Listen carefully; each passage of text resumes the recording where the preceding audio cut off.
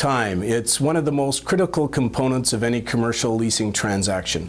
For existing tenants, as they get closer to the end of their lease, they may have to decide on whether or not to exercise their option to renew in place, assuming they have one, or to potentially move to a new location.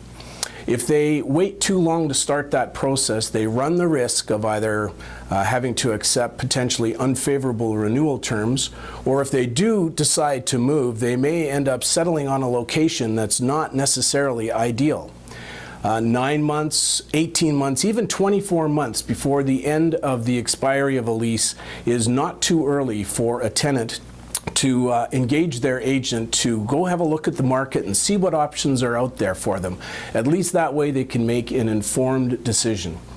Now, the other component of time is how long it takes to complete a leasing transaction. It's not as simple as finding a location, putting in an offer to lease, and moving in a few weeks.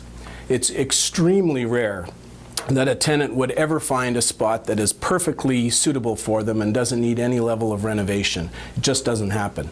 And as soon as you say renovation, then a designer has to be engaged, or an architect. Plans have to be drawn up, construction drawings prepared, permits applied for, and that could take 4 to 6 or even 8 weeks for approval.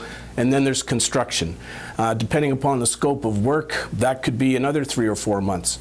So by the time the dust settles from putting in an offer and the tenant actually moving in, you could easily face 6 to 9 months or even more. Bottom line, don't get caught, start early.